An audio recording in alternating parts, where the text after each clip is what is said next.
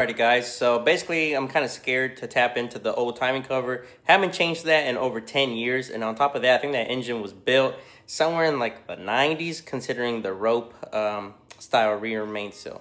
So what I did, I bought a brand new timing cover, very shiny, very cool. Probably gonna paint it black or Ford blue, I don't know yet, who cares. On the downside, I am down $200 because I did buy a brand new water pump as well. And check this out. And we're still nowhere done with this car. Suspension and everything is still out in boxes.